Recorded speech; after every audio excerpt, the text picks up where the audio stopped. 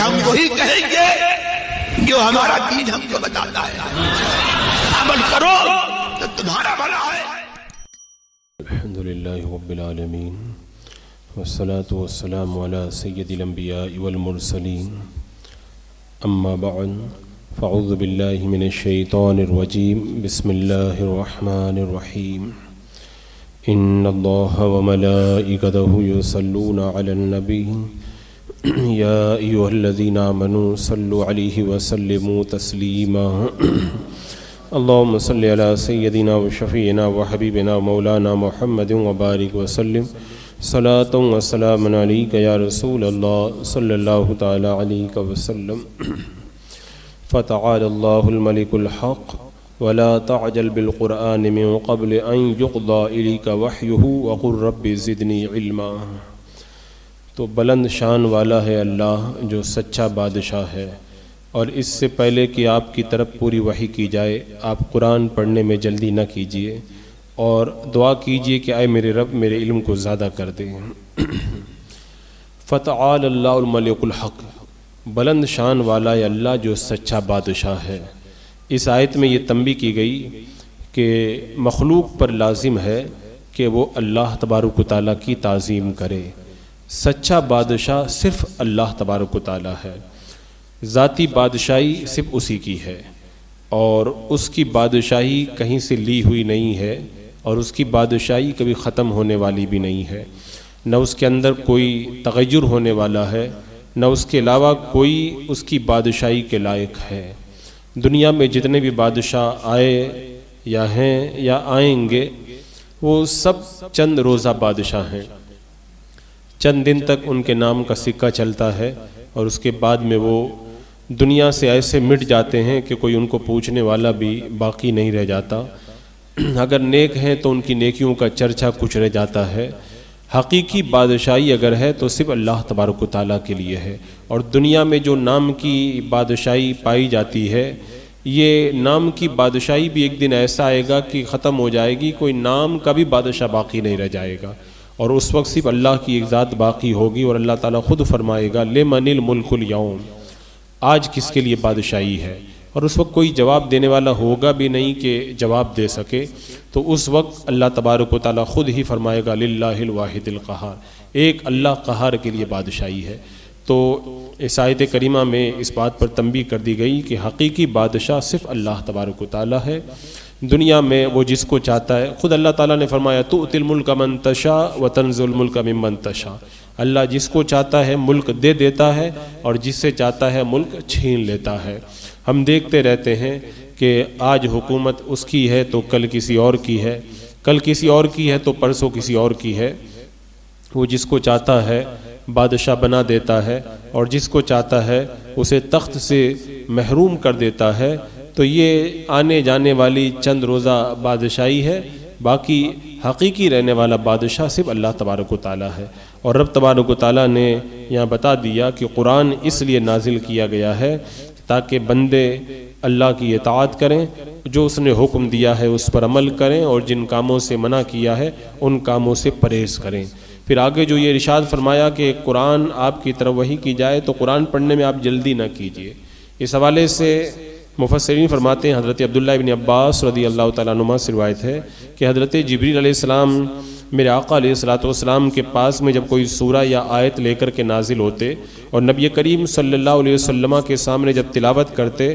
ابھی جبریل علیہ السلام وہ پوری سورہ یا آیت ختم بھی نہیں کرتے تھے کہ میرے آقا صلی اللہ تعالیٰ علیہ وسلم اس کو پڑھنا شروع کر دیتے تھے کہ کچھ حصہ رہ نہ جائے۔ تو اللہ تعالیٰ نے یہ آیت کریمہ نازل فرمائی کہ محبوب آپ کی طرف پوری وحی کی جائے، آپ کی طرف پوری وحی کی جائے، آپ قرآن پڑھنے میں جلدی نہ کیجیے، اس سے پہلے کہ پوری وحی ہو آپ قرآن کی تلاوت جو ہے پہلے شروع نہ کریں۔ اور دوسری جگہ اللہ تعالیٰ نے خود ہی بتا دیا کہ محبوب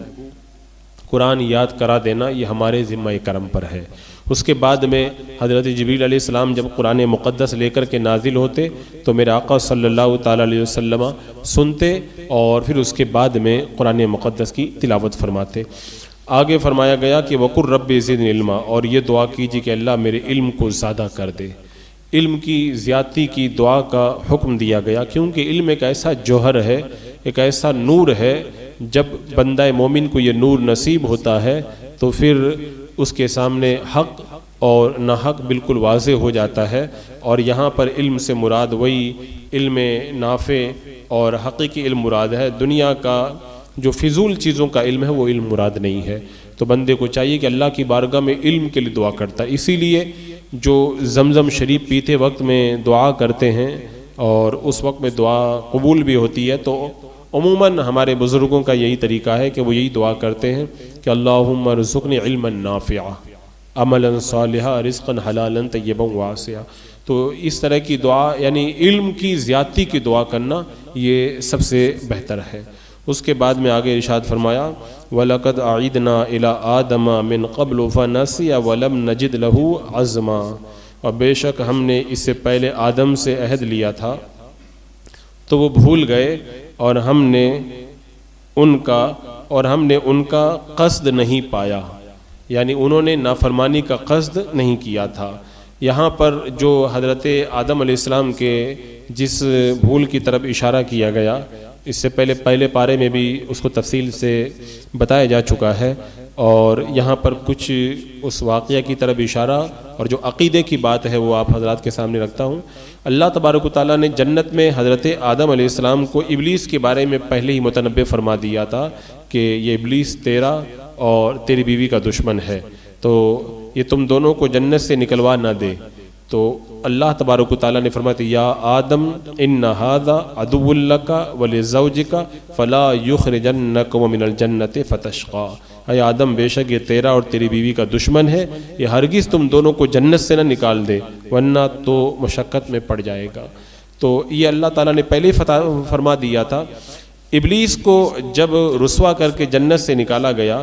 اور حضرت حوا کو پیدا کیا گیا تو حضرت حوا اور حضرت آدم علیہ السلام جنت میں رہ رہے تھے. کسی طرح کی کوئی رکاوٹ نہیں تھی، جو چاہیں وہ کھائیں. صرف ایک خاص درخت تھا، اسی کے پاس جانے سے اللہ تبارک و تعالیٰ نے منع فرمایا تھا. تو حضرت آدم علیہ السلام کو سجدہ نہ کرنے کی وجہ سے ابلیس مردود ہوا تھا، تو دل میں کینہ تو تھا ہی.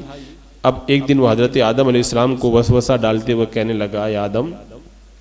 کیا میں تمہیں ایسے درخت کے بارے میں بتاؤں جس کا پھل کھانے والے کو دائمی زندگی حاصل ہو جاتی ہے، اور کیا میں تمہیں ایسی بادشاہت کے بارے میں بتاؤں جو کبھی فنا نہیں ہوگی، وہ کبھی زوال نہیں آئے گا. یہ کہہ کر شیطان نے جو ہے اللہ کے نام کی جھوٹی قسم کھائی اور کہا کہ اس درخت میں اتنی تاثیر ہے کہ اس کا پھل کھانے والا فرشتہ بن جاتا ہے یا ہمیشہ کی زندگی حاصل کر لیتا ہے. اب حضرت آدم علیہ السلام نے جب اللہ کا نام سنا، اللہ کے نام کی بڑی عظمت تھی حضرت آدم علیہ السلام کے دل میں، تو آپ نے یہ سمجھا کہ کوئی اللہ کا نام جھوٹا نہیں لے گا. اور جنت کے اندر حضرت آدم علیہ السلام نے جب اس سے یہ اپنے رب کے بارے میں جب نام سنا تو پھر اس کا جو فریب تھا اس کو آپ سمجھ نہ پائے. اور پھر آگے کیا ہوا وہ آنے والی آیتوں میں بیان بھی کیا گیا ہے کہ حضرت حوا اور حضرت آدم علیہ السلام نے پھل کھا لیا. اور پھر یہاں پر ایک چیز یہ ہے کہ پھل کھانے سے منع کیا گیا، پھر پھل کیوں کھایا؟ تو علماء نے اس کی مختلف وجوہات بیان کی ہیں. ایک وجہ اس کی یہ ہے کہ آپ حضرات نے یہ سمجھا کہ اس پھل کو جو کھانے سے منع کیا گیا تھا وہ اس جنس کے دوسرے درخت سے منع کیا گیا تھا، یا یہ سمجھے کہ یہ ایک وقت کے لیے منع کیا گیا تھا. بہرحال حضرت آدم علیہ السلام سے خطا اجتہادی ہوئی اور اس خطا کی وجہ سے جو ہے وہ آپ نے وہ پھل کھایا. اب ابلیس کے وسوسہ دلانے کے بعد میں حضرت آدم اور حضرت حوا نے اس درخت سے کچھ کھایا تو جنت کے لباس اتر گئے. ان کو شرم آئی، ستر چھپانے کے لیے جنت کے پتے اپنے اوپر چپکانے لگے اور درخت کا پھل کھانے کی صورت میں حضرت آدم علیہ السلام سے اپنے رب تبارک و تعالیٰ کے حکم میں جو لغزش ہوئی اور جو شیطان نے جھوٹ بول کر کے پھل کھانے کے فائدے بیان کیے تھے وہ سب جب ظاہر ہو گئے، اس کے بعد میں حضرت آدم علیہ السلام نے رب کی بارگاہ کے اندر رجوع کیا. اب یہاں پہ جو عقیدے کا مسئلہ ہے وہ یہ ہے، اس آیت کریمہ میں بیان کیا گیا. وہ عقیدہ یہ ہے کہ تلاوت قرآن یا حدیث پاک کو پڑھنے کے سوا اپنی طرف سے حضرت آدم علیہ السلام یا کسی بھی نبی کی طرف گناہ کی نسبت کرنا سخت حرام ہے، بلکہ علماء کرام کی ایک جماعت نے اس کو کفر قرار دیا ہے. اور اعلیٰ حضرت امام اہل سنت رضی اللہ تعالیٰ عنہ فرماتے ہیں کہ تلاوت کے علاوہ میں اپنی طرف سے سیدنا آدم علیہ السلام کی طرف نافرمانی اور گناہ کی نسبت حرام ہے۔ ائمہ مجتہدین نے اس بات کی صراحت کی ہے، بلکہ جماعت علماء کرام نے اسے کفر بتایا ہے۔ تو اللہ تبارک و تعالیٰ رب ہے اور اپنے محبوب بندوں کے بارے میں جو چاہے وہ فرمائے، لیکن کسی دوسرے کو یہ حق نہیں ہے کہ وہ ان مقدس ہستیوں کے بارے میں کوئی اس طرح کی بات کہے۔ اس کو آپ مثال سے یوں سمجھ لیں کہ مثال کے طور پر کسی آدمی نے اپنے بیٹے کو کسی بھول پر تنبیہ کرنے کے لیے، ادب سکھانے کے لیے کہہ دیا بےہودہ، نالائق، بلا تشبیہ و بلا تمثیل، یہ کہہ دیا کہ بےہودہ، نالائق، احمق۔ تو اب اس کا یہ مطلب نہیں ہے کہ باپ اپنے بیٹے کو اس طرح کہہ رہا ہے تو کوئی دوسرا آدمی بھی کہے کہ اے نالائق، اے بے ادب۔ کہا کہ یہ کیوں کہہ رہے ہو؟ کہا تمہارا باپ بھی تو کہہ رہا تھا۔ تو کہا کہ میرا باپ ہے، وہ کہہ سکتا ہے، تم کو یہ حق نہیں بنتا ہے کہ تم مجھے اس طرح کے غلط الفاظ سے یاد کرو۔ ہزار بار بلا تشبیہ و بلا تمثیل کہ اللہ تبارک و تعالی اپنے محبوبین کے بارے میں جو چاہے وہ فرمائے، لیکن اللہ کے فرمان کی ریس کر کے انبیاء کرام کی شان میں ایسے لفظ بکنے والا جو ہے وہ سخت شدید عذاب جہنم کے اندر گرفتار ہوگا۔ اور اعلیٰ حضرت سرکار نے علماء کرام کے حوالے سے فرمایا کہ جو شخص انبیاء کرام میں سے کسی نبی کے بارے میں غیر تلاوت و حدیث میں یہ کہے کہ انہوں نے نافرمانی کی یا خلاف ورزی کی، تو ان کا یہ کہنا کفر ہے اور اس سے اللہ کی پناہ چاہنا چاہیے، اس لیے کہ یہ مقامات بہت زیادہ پھسلنے کے ہوا کرتے ہیں۔ اور ایک چیز اور، اللہ تعالیٰ نے حضرت آدم علیہ السلام کو جو تاکیدی حکم دیا تھا کہ اس درخت کے پاس مت جانا، لیکن انہیں وہ حکم یاد نہ رہا اور آپ اس درخت کے پاس چلے گئے، لیکن اس عمل میں اللہ تعالیٰ کی نافرمانی کا ارادہ نہیں تھا۔ جیسا کہ میں نے ابھی تلاوت کی، اللہ تعالیٰ نے فرمایا وَلَقَدْ عِدْنَا إِلَىٰ آدَمَ مِنْ قَبْلُ فَنَسِيَ وَلَمْ نَجِدْ لَهُ عَزْمًا، بے شک ہم نے آدم کو اس سے پہلے تاکیدی حکم دیا تھا تو بھول گئے اور ہم نے اس کا کوئی مضبوط ارادہ نہ پایا۔ یعنی انہوں نے گناہ کے ارادے سے ایسا نہیں کیا تھا۔ اس آیت میں اللہ تعالیٰ نے صاف طور پر بتا دیا کہ حضرت آدم علیہ السلام نے جان بوجھ کر کے اس درخت سے نہیں کھایا تھا، بلکہ اس کی وجہ یہ تھی کہ اللہ تبارک و تعالیٰ کا حکم انہیں پوری طرح سے یاد نہیں رہا تھا، اور جو کام بھول کر ہو جائے وہ گناہ نہیں ہوتا ہے اور نہ ہی اس پر کوئی مواخذہ ہوتا ہے۔ اعلیٰ حضرت امام اہل سنت رضی اللہ تعالیٰ عنہ فرماتے ہیں کہ قرآن کریم کے عرف میں گناہ کا اطلاق جان بوجھ کر کرنے ہی سے خاص نہیں ہے، کیونکہ اللہ تعالیٰ نے فرمایا وَعَصَىٰ آدَمُ رَبَّهُ، آدم نے اپنے رب کی معصیت کی، حالانکہ خود اللہ تعالیٰ فرماتا ہے فَنَسِيَ وَلَمْ نَجِدْ لَهُ عَزْمًا، آدم بھول گئے اور ہم نے ان کا قصد نہیں پایا۔ تو اس سے پتہ چلا کہ یہ بھول تھی اور یہ گناہ نہیں ہے، اس پر کوئی مواخذہ نہیں ہے۔ امام ساوی رحمۃ اللہ تعالیٰ علیہ فرماتے ہیں حضرت آدم علیہ السلام سے لغزش واقع ہوئی، ارادے اور نیت سے نہیں تھی، آپ کا ارادہ اور نیت حکم کو پورا کرنے اور اس چیز سے بچنے کا تھا کہ جو جنت سے نکال دیے جانے کا سبب بنے۔ تو لہذا کسی شخص کے لیے تعویل کے بغیر حضرت آدم علیہ السلام کی طرف گناہ کی نسبت کرنا یہ جائز نہیں ہے۔ اور خود اعلیٰ حضرت نے ایک جگہ لکھا ہے کہ مسلمان ہمیشہ یہ بات ذہن نشین رکھے کہ انبیاء کرام کبیرہ گناہوں سے ہمیشہ پاک ہیں، گناہ صغیرہ کے جان بوجھ کر ارتکاب کرنے سے بھی پاک ہیں، ہر ایسے امر سے جو مخلوق کے لیے نفرت کا باعث ہو اس سے بھی انبیاء کرام پاک ہیں، اور مخلوق خدا جو ہے وہ جن چیزوں سے دور بھاگے ایسے کاموں کے کرنے سے بھی وہ پاک ہیں، اور ایسے کاموں سے بھی پاک ہیں جو وجاہت، مروت اور معزز لوگوں کی شان اور مرتبے کے خلاف ہو۔ نبوت، اعلان نبوت سے پہلے بھی اور اعلان نبوت کے بعد بھی بالاجماع انبیاء کرام کی جماعت ان تمام باتوں سے معصوم ہوا کرتی ہے۔ یہ چند باتیں میں نے اس لیے آپ کے سامنے رکھ دیں کہ کہیں ایسا نہ ہو کہ جو حضرات قرآن مقدس کا ترجمہ پڑھتے ہیں اور ترجمہ پڑھتے پڑھتے جب اس آیت پہ آ جائیں اور یہ ترجمہ پڑھیں کہ